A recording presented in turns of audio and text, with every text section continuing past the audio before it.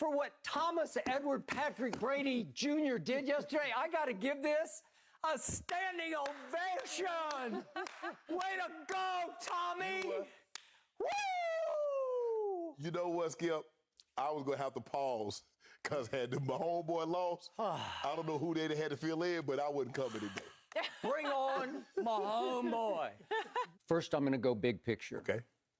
I just want our viewers out there, our fans out there, especially our younger fans, to step back and try to behold what just happened.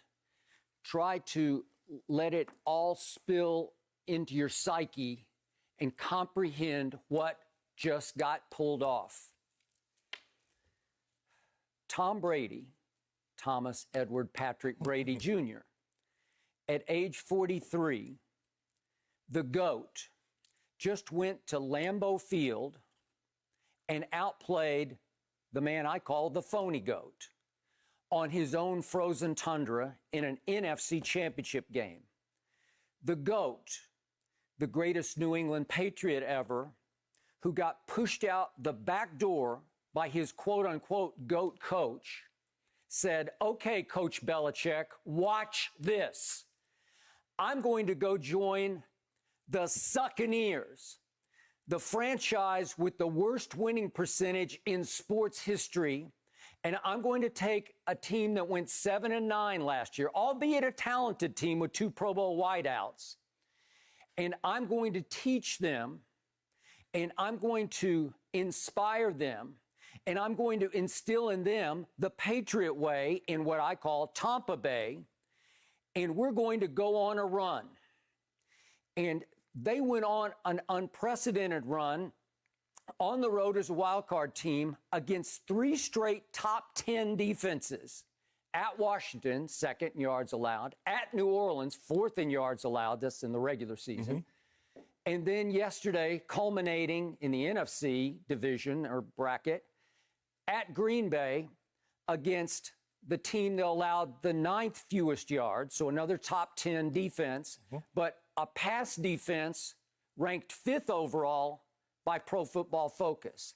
So just for the record and perspective, while LeBron was able to dodge the Clippers in the bubble and then get the Heat without Dragic and without their heart and soul Bam, who got hurt in game 1, obviously both, and lost mostly for the rest of the finals, Brady just did it the hardest way. Road, to get to a home Super Bowl. And I told you from the start, he saw this as his greatest opportunity to be the first team ever to play in a home Super Bowl. And by golly, he just pulled that off.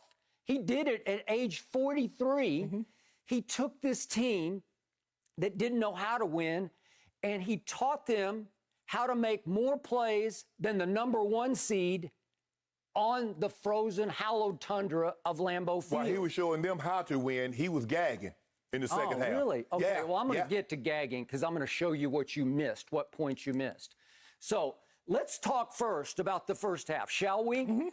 Tom Brady simply played the greatest first half of his whole playoff life yesterday at Lambeau Field. He threw for 202 yards. And you know what he knew he had to do? They've been getting off to slow starts all year long. See the Mahomes game back on November 28th, which we're about to talk full bore about, when Tom got off to a horrendously slow start, but then came back like gangbusters. But in this game, he knew the psyche of Aaron Rodgers is you cannot let him front run on that frozen tundra, because if you do, he will run you out of that building, that hallowed building. So he said, I'm going to set the tone. I'm going to send a message to my team and to the Packers.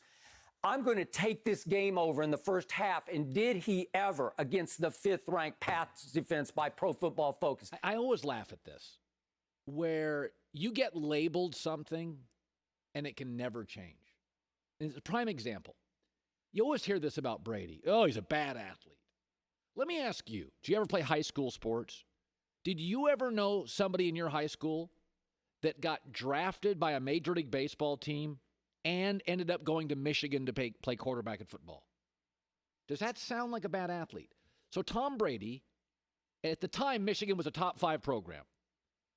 top 5, top 6. Tom Brady gets a scholarship as a California quarterback to Michigan. Got to be pretty good. He gets drafted by a Major League Baseball team. He's 6'4.5", 225, and he's never hurt. Meaning that's a pro body. Your body and my body could not take the heat that his gets. Does that sound like a bad athlete? Aaron Rodgers never got drafted by a baseball team. Had to go to a junior college. Michigan wasn't even interested. Gets hurt a lot. Like, are we sure one's a great athlete, one's a bad athlete? Aaron's a better, more mobile runner, but Brady's almost 6'5". Josh Allen's rare, a 6'6" guy that can run. Most big guys don't particularly run well. Little guys usually run pretty fast. Go look at the fastest sprinters in the history of the world. Not a lot of 6'5" guys. Usain Bolt was rare. This is mostly like 5'11" guys. So it's like this idea I watched yesterday, and I said this last week, Joy is my witness. I said, Tom throws the ball sometimes in the red zone with too much velocity. I think he's got the most underrated arm in the league. Yesterday, he is throwing, this is in Lambeau. This is like week 20. He is throwing freaking gas to these players. They can't catch it. Tyler Johnson, great hands. Ball's too fast. Chris Godwin, great receiver. Look at these throws. Brady's got a great arm. Not for 43. First of all, I've said this for years. He's got one of the best cold weather arms because of his torque. That's a rope. This is a 33-yard rope. This idea that Tom's a bad athlete. He's not Phillip Rivers. Stop. By the way, was Aikman a great athlete? Was Dan Fouts a great athlete? Was Peyton Manning a great athlete? Now, John Elway was. Patrick Mahomes is. Russell Wilson is. But I would say 90% of the guys who have been great quarterbacks in my life, they're football players. They weren't great athletes. I mean, was Troy Aikman an all-state basketball player? I don't know. Maybe he was. But when I look at Troy, and I've talked to Troy, and I said, that's a quarterback. His chest says he's a quarterback. His hands say he's a quarterback. He's a big dude. But you get drafted Major League Baseball to high school. You're 6'4.5". You get a scholarship to Michigan. You get hurt once in your career. You have a professional body. Tom's got a pro athlete's body. It's like LeBron. You can't play 20 years, get hurt once. God gave you a professional athlete's body. So to me, I want to start with the end of the first half. Because what you saw was in a critical moment. I understand every moment's critical in a conference championship game. The Packers had not played well that half. But they had the ball with a chance to either get a field goal or a touchdown, so either cut it to a one-point game or take the lead going into halftime, knowing they're getting the ball to start the second half. The clock management was bizarre. They get a big first down with 1:04 left over the middle of the field. They have 2 timeouts. They don't use either one of them. They waste 25 seconds. They get sacked, and now they're really in trouble. And then Rodgers throws a pick, and Brady responds 4 plays later with, I think, his best throw as a Buccaneer. I think that throw to Scotty Miller was as good as it gets. And up to that point in time, Brady, maybe he'd gotten a little lucky on a few throws, but up to that point in time, up to this throw, he had played a basically perfect football game. And then, after this throw, save the one throw to start the second half after the Green Bay fumble, he played as poorly as you can play. But the defense bailed him out. And the numbers back that up. You see his first 7 drives of the game or 6 drives of the game, it's perfect football. The last 5 drives of the game, it's terrible football. So I think it was, and I know this sounds like a cop-out, Wilds, this is a great example of a team win because Brady got them the lead.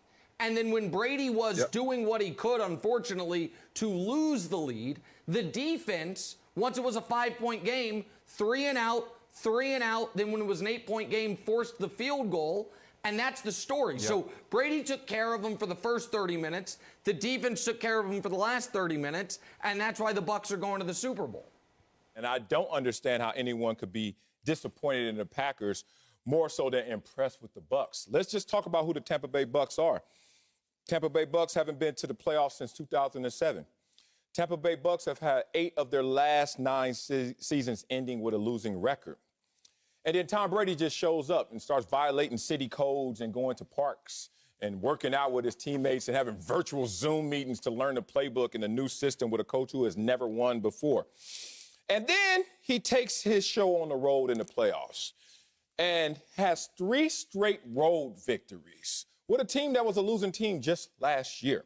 And more importantly, not only does he go on the road and finally gets a victory in Lambeau Field when everyone was talking about finally Aaron Rodgers and the #1 seed favorite Green Bay Packers were at home, but he slayed that dragon as well. He did. And then you talk about not only slaying that dragon, but the dragon saw him coming. They beat the Green Bay Packers by 28 points in week 6. So none of this, and Aaron Rodgers kept saying, oh, that was back then. That was an anomaly. I kept warning you. Okay, you better take ownership of this.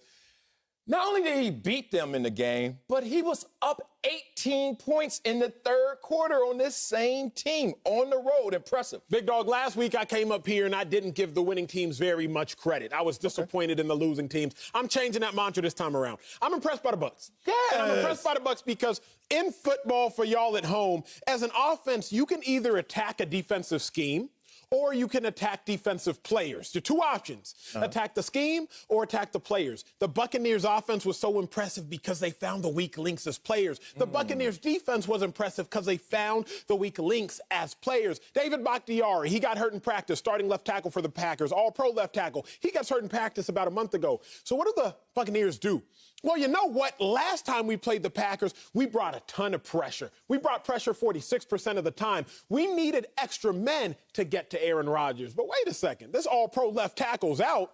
We just going to win with Shaq Barrett. We're just going to win with JPP. We're not going to bring pressure as often because we don't need to. We're not going to beat you or attack your scheme. We're going to attack your men, winning at left tackle, beating the left tackle. Okay, offensively, the Buccaneers, I was so impressed with them because they said, wait, we're not going to attack your defense scheme, Packers. We're going to attack anybody not named Jair Alexander in the secondary. So Kevin King, you about to get this work. And Kevin King, he got that work. So I can't be disappointed in the Packers collectively. Now, I can be disappointed in Darnell Savage, safety for the Packers. You misplay a ball, Chris Godwin gets a 52-yard gain on 3rd and 9. I can be disappointed in Kevin King, I think a 1st or 2nd round pick just a few years back, getting beat by Scotty Miller, a 6th round pick at a Bowling Green. Like, you can't let that happen, specifically and particularly to end the half. Most important times of games at the end of halves and at the end of the game itself. Can't let that happen. Disappointed in individuals, but overall, collectively, I'm impressed by the Buccaneers.